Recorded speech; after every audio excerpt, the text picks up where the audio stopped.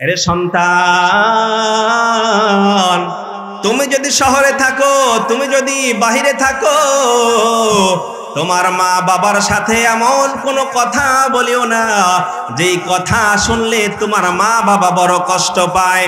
তুমি ইংলিশ পারো, তুমি আরবি পারো, তুমি পণ্ডিতগিরি দেখাইয়া তোমার মা বাবার সাথে, মূর্খ মা বাবার সাথে তুমি ইংলিশ ভাষায় কথা বলিও না, আরবি ভাষায় কথা বলিও না। তোমার মা বাবা আরবি ইংলিশ বুঝবে না, এটাই তোমার মা বাবার জন্য কষ্টের কারণ, ঠিক কিনা বলুন? আবার তোমার মা বাবা গ্রামে থাকে, একেবারে গ্রাম্য ভাষা ছাড়া বুঝে না, ওই সময় তুমি পণ্ডিতগিরি দেখাইয়া শুদ্ধ ভাষা বলিও না, তোমার মা বাবা শুদ্ধ ভাষা বুঝবে না, এটাই তোমার মা বাবার জন্য কষ্টের কারণ হবে, ঠিক কিনা বলুন? এরপরে আল্লাহ পাক রব্বুল আলামিন জানায়া দেন, ওয়াকফিদ লাহুমা জানাহাদ দুল্লি মিনার রাহমা। এরে সন্তান, তোমার মা বাবার সামনে তোমার বিনয়ের ডানা বিছিয়ে দাও। সুবহানাল্লাহ। এবার আপনারাই বলুন, ডানা কি মানুষের থাকে নাকি পাখির থাকে? কথা বলুন, মানুষের থাকে নাকি পাখির থাকে ডানা? মানুষের থাকে না, বরং পাখির থাকে। আল্লাহ তাআলা কেন ডানা শব্দ ব্যবহার করলেন? এর কারণ হলো, একটা পাখির যত শক্তি, সব শক্তি তার ডানার মধ্যে, ঠিক কিনা বলুন? দেখবেন একটা মুরগি যখন বাচ্চা নিয়ে খাবার খায়, চিল যখন তার বাচ্চাকে খাওয়ার জন্য চলে আসে, ওই সময় মা বাচ্চাদেরকে এমন একটা আওয়াজ দেয়, সব বাচ্চাগুলো ওই সময় মায়ের ডানার মধ্যে চলে আসে। এরপরে সে চেষ্টা করে, যতই চেষ্টা করুক আমার সন্তান আমার কাছ থেকে নিতে পারবে না, প্রয়োজনে মুরগির ডানা ছিঁড়িয়ে নিয়ে যাবে, তারপরেও বাচ্চা পর্যন্ত আঘাত মা সহ্য করতে পারে না, ঠিক কিনা বলুন? ঠিক তেমনি ভাবে সন্তান, তোমার মা বাবার সামনে তুমি এমন হও, তোমার মা বাবার কাছে যেন কোনো পরিমাণ কষ্ট আসে না। তোমার মা বাবার সামনে তুমি থাকবে মরা, এবং তোমার মা বাবা থাকবে জীবিত, ঠিক কিনা বলুন? এরপরে আল্লাহ পাক রব্বুল আলামিন বলেন, ওয়াকুর রব্বিরহামহুমা কামা রাব্বায়ানি সাগীরা। এবং বলো, হে আমার রব, আমার মা বাবার প্রতি তুমি রহম করো, যেমন ভাবে সে আমাকে শৈশব কালে লালন পালন করেছে, শৈশব কালে যেরকম ভাবে লালন পালন করেছে, ওই রকম আমার মা বাবার উপরে কি করো? রহম করো। এই দোয়া করবো তো ইনশাআল্লাহ? মা বাবা বেঁচে থাকলেও মায়ের জন্য, মা বাবার জন্য দোয়া করার দরকার আছে না নাই? মুহতারাম হাজিরিন, আমি আপনাদের সামনে যে আয়াতে কারিমা তেলাওয়াত করেছি এবং যে হাদিস শরীফ পাঠ করেছি, এই আয়াত ও হাদিসের মধ্যে পিতামাতার প্রতি সন্তানের দায়িত্ব এবং কর্তব্য সম্পর্কে আলোচনা করা হয়েছে। মুহতারাম হাজিরিন, আমরা ধারাবাহিকভাবে একটা বিষয়ের উপরে দলিল ভিত্তিক আলোচনা শোনার চেষ্টা করব ইনশাআল্লাহ। মুহতারাম হাজিরিন, আমরা সকলেই জানি দুনিয়াতে মানুষ আসার মূল ওসিলা হচ্ছে পিতামাতা, তাই না? তাই দুনিয়ার মধ্যে যত ভালোবাসা আছে মানুষের প্রতি, সব ভালোবাসার মধ্যে সবচেয়ে শ্রেষ্ঠ ভালোবাসা হচ্ছে সন্তানের প্রতি পিতামাতার ভালোবাসা, ঠিক কিনা বলুন? মুহতারাম হাজিরিন, আমরা জানি দুনিয়ার মধ্যে যত ভালোবাসা আছে, এই ভালোবাসার মধ্যে কোনো না কোনো স্বার্থ জড়িত আছে, কিন্তু একমাত্র নিঃস্বার্থ ভালোবাসা হচ্ছে সন্তানের প্রতি পিতামাতার ভালোবাসা।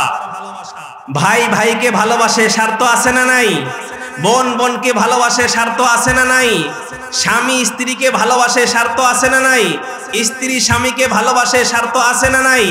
শুধুমাত্র একমাত্র নিঃস্বার্থ ভালোবাসা হচ্ছে সন্তানের প্রতি পিতামাতার ভালোবাসা। সুবহানাল্লাহ। এই ভালোবাসার কারণে আল্লাহ পাক রব্বুল আলামিন পিতামাতাকে এমন এক মর্যাদা দান করেছেন, নিজের হকের পাশাপাশি পিতামাতার হকের কথা ঘোষণা করেছেন। সুবহানাল্লাহ। পিতামাতার অবাধ্য সন্তানের উপর লানত করেছেন, তাদের জন্য জান্নাত হারাম ঘোষণা করেছেন। তাহলে আল্লাহ পাক রব্বুল আলামিন নিজের হকের পাশাপাশি পিতামাতার হকের কথা আলোচনা করেছেন। সূরা বাকারার ৮৩ নং আয়াতে আল্লাহ তাআলা বলেন, ওয়াইদ আখাযনা মিসাকা বানি ইসরাঈল লা তা'বুদুনা ইল্লাল্লাহ ওয়া বিল ওয়ালিদাইনি ইহসানা। আল্লাহ পাক রব্বুল আলামিন বলেন, স্মরণ করো ওই কথা, স্মরণ করো ওই সময়ের কথা যখন আমি বনি ইসরাইল থেকে অঙ্গীকার নিয়েছিলাম যে তোমরা আল্লাহ তাআলা ব্যতীত আর কারো ইবাদত করবে না। ওয়া বিল ওয়ালিদাইনি ইহসানা, এবং পিতামাতার সাথে ভালো ব্যবহার করবে। আল্লাহ তাআলার হকের কথা পাশাপাশি পিতামাতার হকের কথা আল্লাহ তাআলা বলে দিয়েছেন। সূরা নিসার ৩৬ নং আয়াতে আল্লাহ তাআলা বলেন, ওয়া'বুদুল্লাহ ওয়া লা তুশরিকু বিহি শাইআ ওয়া বিল ওয়ালিদাইনি ইহসানা। আল্লাহ তাআলা বলেন, তোমরা আল্লাহ তাআলার ইবাদত বন্দেগী করো, ওয়া লা তুশরিকু বিহি শাইআ, আল্লাহ তাআলার সাথে কোনো বিষয়ে শরীক করিও না। ওয়া বিল ওয়ালিদাইনি ইহসানা, এবং পিতামাতার সাথে ভালো ব্যবহার করো। এতেও আল্লাহ তাআলা নিজের হকের পাশাপাশি পিতামাতার হকের কথা তুলে ধরেছেন। সূরা বনি ইসরাঈলের ২৩ নং আয়াতে আল্লাহ তাআলা বলেন, ওয়া কাদা রাব্বুকা আল্লা তা'বুদু ইল্লা ইয়্যাহ ওয়া বিল ওয়ালিদাইনি ইহসানা। তোমার রবের চূড়ান্ত ফয়সালা, আল্লাহ তাআলা ব্যতীত আর কারো ইবাদত করবে না। ওয়া বিল ওয়ালিদাইনি ইহসানা, এবং পিতামাতার সাথে ভালো ব্যবহার করবে। এই আয়াতে আল্লাহ পাক রব্বুল আলামিন নিজের হকের পাশাপাশি পিতামাতার হকের কথা ঘোষণা করেছেন। এখন আমরা হাদিসের দিকে যাই, দেখি নবী কি বলে। বুখারী শরীফের 5970 নং হাদিসের মধ্যে এসেছে, আব্দুল্লাহ ইবনে মাসউদ রাদিয়াল্লাহু তাআলা আনহু হাদিস বর্ণনা করেছেন। তিনি বলেন, সাআলতুন নবী সাল্লাল্লাহু আলাইহি ওয়াসাল্লাম, আমি একবার নবী সাল্লাল্লাহু আলাইহি ওয়াসাল্লামকে প্রশ্ন করলাম, আইয়ুল আমালি আহাব্বু ইলাল্লাহি আযজা ওয়া জাল, আল্লাহ তাআলার কাছে কোন আমল সবচাইতে পছন্দনীয়? নবীজি বলেন, আসসালাতু আলা ওয়াক্তিহা, সময় মতো নামাজ পড়া। কি বললেন? সময় মতো নামাজ পড়া। এটা কার হক? আল্লাহ তাআলার হক। এরপরে আব্দুল্লাহ আবার প্রশ্ন করে, এরপরে কোনটা? নবীজি বলেন, সুম্মা বিররুল ওয়ালিদাইন, পিতা মাতার সাথে ভালো ব্যবহার করা। এই হাদিসের মধ্যেও নবীজি সর্বপ্রথম আল্লাহ তাআলার হকের কথা ঘোষণা করেছেন, এরপরে পিতা মাতার হকের কথা ঘোষণা করেছেন। তাহলে এর দ্বারা কি বুঝলাম? পিতা মাতার খেদমত করার গুরুত্ব কম নাকি বেশি? কম নাকি বেশি?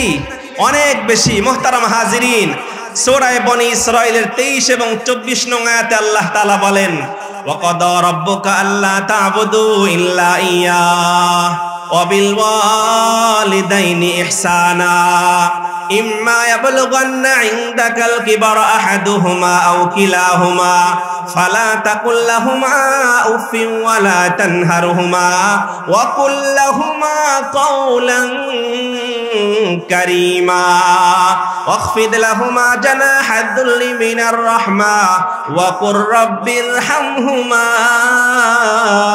কামা রাব্বায়ানি সাগীরা।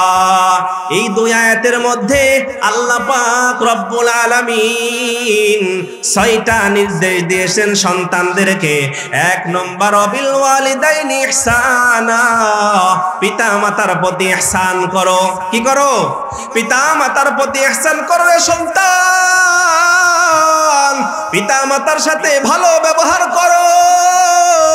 তোমার নিজের জন্য যা কিছু প্রয়োজন, তোমার স্ত্রী পরিবার পরিজনের জন্য যা কিছু প্রয়োজন, তাদের জন্য পছন্দনীয় যা কিছু তুমি করাই করবে, ওই সময় তোমার মা বাবার জন্য তাদের পছন্দ জিনিস করাই করবে। ঠিক কিনা বলুন?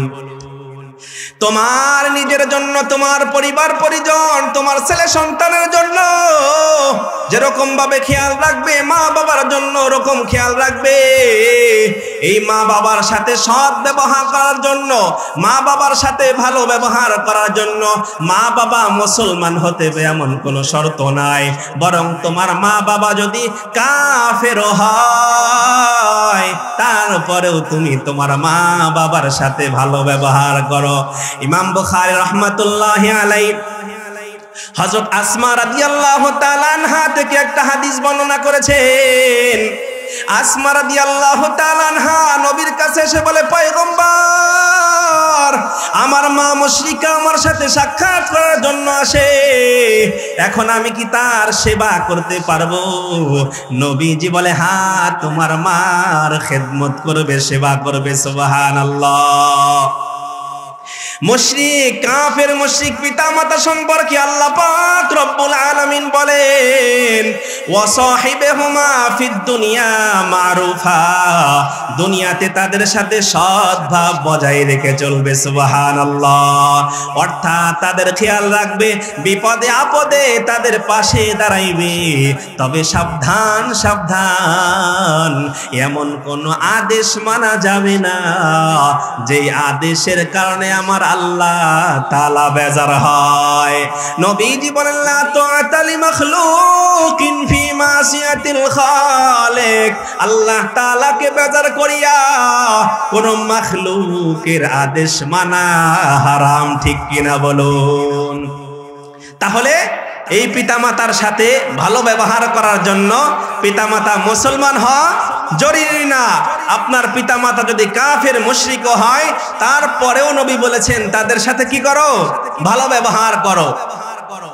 এরপরে আল্লাহ পাক রব্বুল আলামিন বলেন, ইম্মা ইয়াবলুগান্না ইনদাকাল কিবারা আহাদুহুমা আও কিলাহুমা ফালা তাকুল লাহুমা উফফি ওয়ালা তানহারহুমা।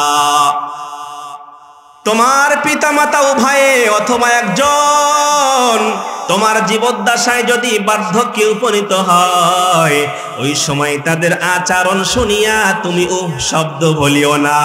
উফ শব্দ দ্বারা এ কথা বোঝানো হয়েছে, এমন কথা তাদের সামনে বলিও না রে সন্তান, যেই কথা শুনলে মা বাবা বড় কষ্ট পায়, এমন কথা মা বাবার সামনে বলিও না। 1 নম্বর ব্যাখ্যা। 2 নম্বর ব্যাখ্যা, এমন আচরণ তুমি করিও না যেই আচরণ শোনার কারণে, যেই আচরণ শোনার পর তোমার মা বাবা শব্দ বলবে। এটা তো আরো মারাত্মক।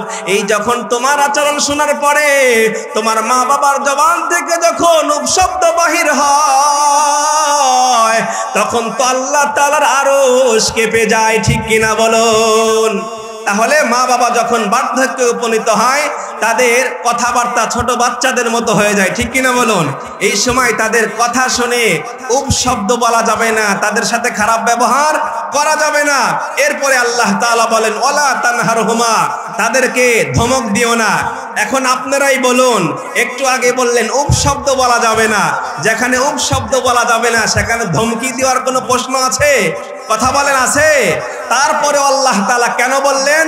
ওই সমস্ত হতভাগা সন্তানদেরকে সতর্ক করার জন্য, যারা মা বাবাকে শুধু উপশব্দ বলে ক্ষান্ত হয় না, বরং মা বাবার সাথে খারাপ আচরণ করে, মা বাবাকে গালি দেয়, মা বাবার সাথে ঝগড়া করে, মা বাবাকে মারধর করে বাড়ি থেকে বাহির করে দেয়, এমন অসভ্য সন্তান আছে না নাই? তাদেরকে সতর্ক করার জন্য আল্লাহ তাআলা বলেছেন, ওয়ালা তানহারহুমা, তাদেরকে কি করিও না? ধমক দিও না। মুহতারাম হাজিরিন, একটা কথা স্মরণ রাখবেন, একটা প্রবাদ বাক্য আছে না, যেমন কর্ম তেমন ফল। যেমন কর্ম তেমন ফল। এক সন্তান তার বাবাকে মারতে মারতে নিয়ে যাইতেছে দূরের দিকে। বাবা একটা জায়গায় যাওয়ার পরে বলে, বাবু আর সামনের দিকে আসিও না, আসলে তোমার ক্ষতি হবে, কারণ তোমার দাদাকেও আমি মারতে মারতে এই পর্যন্ত এনেছিলাম।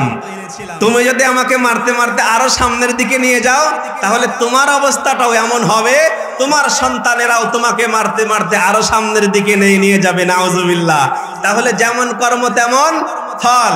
এরপরে আল্লাহ পাক রব্বুল আলামিন বলেন, ওয়াকুল লাহুমা কাওলান কারীমা, তাদের সাথে নরম সুরে কথা বলো। আরে সন্তান,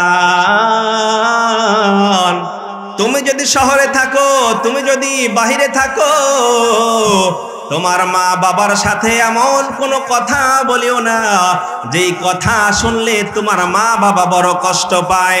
তুমি ইংলিশ পারো, তুমি আরবি পারো, তুমি পণ্ডিতগিরি দেখাইয়া তোমার মা বাবার সাথে, মূর্খ মা বাবার সাথে তুমি ইংলিশ ভাষায় কথা বলিও না, আরবি ভাষায় কথা বলিও না।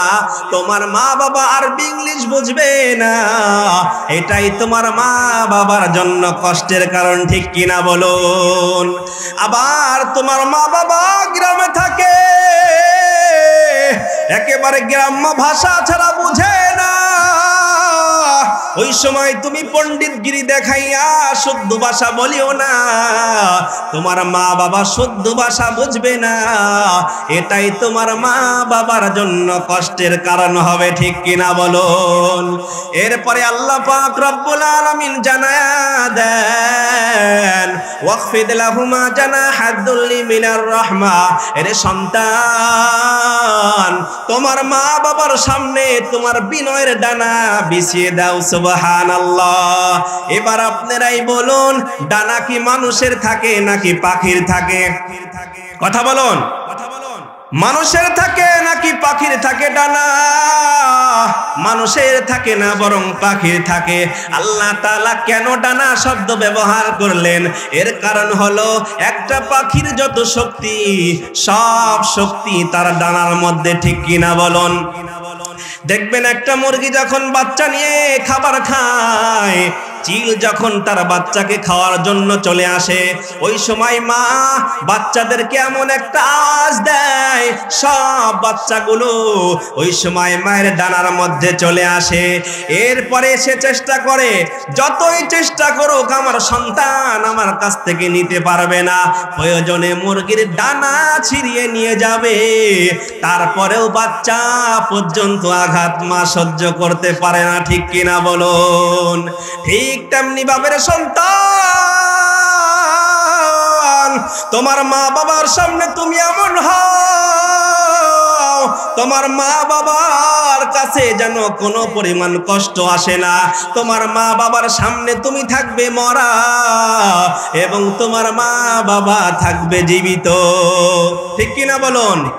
এরপরে আল্লাহ পাক রব্বুল আলামিন বলেন, ওয়াকুর রব্বিরহামহুমা কামা রাব্বায়ানি সাগীরা, এবং বলো, হে আমার রব, আমার মা বাবার প্রতি তুমি রহম করো, যেমন ভাবে সে আমাকে শৈশব কালে লালন পালন করেছে, শৈশব কালে যেরকম ভাবে লালন পালন করেছে, ওই রকম আমার মা বাবার উপরে কি করো? রহম করো। এই দোয়া করবো তো ইনশাআল্লাহ? মা বাবা বেঁচে থাকলেও মায়ের জন্য, মা বাবার জন্য দোয়া করার দরকার আছে না নাই? মরে গেলেও মা বাবার জন্য দোয়া করার দরকার আছে না নাই? মোহতারাম হাজির, একটু চিন্তা করে দেখেন, আমার আপনার জন্য আমার বাবা কত কষ্ট করেছেন, আমার আপনার জন্য আমার মা কত কষ্ট করেছেন, যেই কষ্টের কোনো সীমা নাই, ঠিক কিনা বলুন?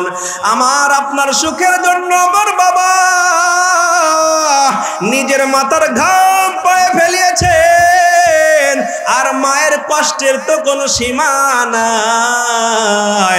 আল্লাহ পাক রব্বুল আলামিন মায়ের ইহসান সম্পর্কে সূরা লুকমানের 14 নং আয়াতের মধ্যে জানায়া দেন, আওয়াসাইনাল ইনসানা বিওয়ালিদাইহি হামালাতহু উম্মুহু ওয়াহনান আলা ওয়াহনি ওয়া ফিসালুহু ফি আমাইনি আনিশকুরলি ওয়া লিওয়ালিদাইক ইলাইয়াল মাসির।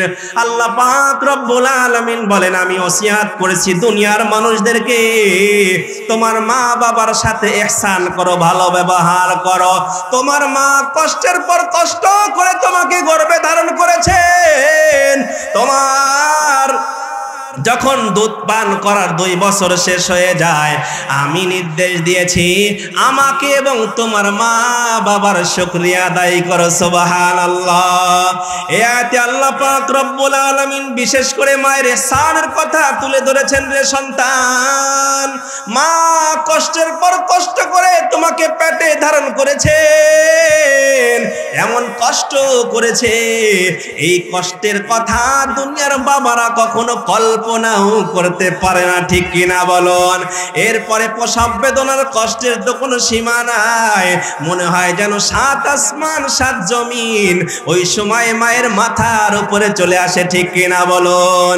এই বিশেষ কষ্ট করার কারণে আল্লাহ পাক রব্বুল আলামিনের বন্ধু মুহাম্মাদুর রাসূলুল্লাহ সাল্লাল্লাহু আলাইহি ওয়াসাল্লাম হাদিসের মধ্যে মায়ের হকের কথা বলেছেন 3 বার। কয়বার? 3 বার। বুখারী শরীফের 5971 নং হাদিসের মধ্যে এসেছে। আবু হুরায়রা রাদিয়াল্লাহু তাআলা আনহু হাদিস বর্ণনা করেছেন। এক ব্যক্তি এসে বলেন, যা রাজুলুন ইলা রাসূলিল্লাহি সাল্লাল্লাহু আলাইহি ওয়াসাল্লাম ফাকাল, এক ব্যক্তি নবীর কাছে এসে বলে, ইয়া রাসূলুল্লাহ, ও আল্লাহর হাবিব, মান আহাক্কু বিহুসনি সাহাবাতি, আমার উত্তম ব্যবহার পাওয়ার সর্বাধিক যোগ্য ব্যক্তিকে? নবীজি বলে, তোমার মা। আবার প্রশ্ন করা হয়, এরপর কে? নবী এখানেও বলে তোমার মা।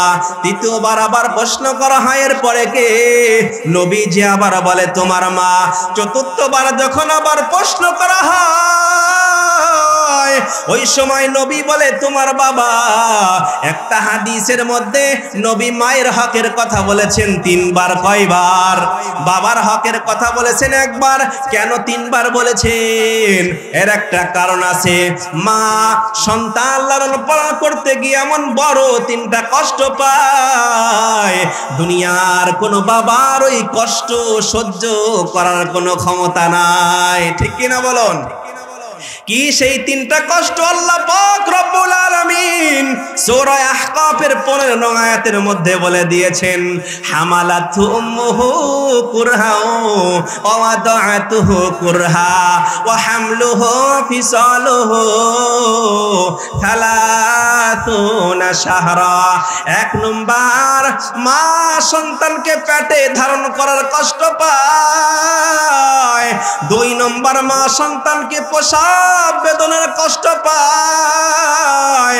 3 নম্বর, মা সন্তানের দুধ পান করানোর কষ্ট পায়। আপনারাই বলুন, এই বড় বড় 3টা কষ্ট দুনিয়ার কোনো বাবা কি সহ্য করার ক্ষমতা আছে? কথা বলেন, আছে? না না নাই। এজন্য মা বাবার প্রতি ভালো ব্যবহার করবে সন্তান। নবীজি বলেন, হুমা জান্নাতুকা ওয়া নারুকা, মা বাবাই তোমার জান্নাত, মা বাবাই তোমার জাহান্নাম। এর সন্তান খেদমত করলে জান্নাত পাইবা, আর যদি খেদমত না করে মা বাবার সাথে খারাপ ব্যবহার করো, তাহলেই তুমি জাহান্নামী হবে। তাহলে মা বাবার খেদমত করব তো ইনশাআল্লাহ। খেদমত করলে নবী বলেছেন জান্নাতি, আর খেদমত না বললে নবী কি বলেছেন? জান্নাত হারাম করেছেন। তাহলে কি আমরা জান্নাতি হতে চাই নাকি জাহান্নামী হতে চাই? কথা বলেন। জান্নাতি হতে হলে মা বাবার খেদমত করতে হবে নাকি অবাধ্য হতে হবে? খেদমত করতে হবে। আল্লাহ পাক রব্বুল আলামিন আমাদের সবাইকে মা বাবার সাথে ভালো ব্যবহার করার তৌফিক দান করেন। সকলে বলি আমিন। আসসালামু আলাইকুম ওয়া রাহমাতুল্লাহ।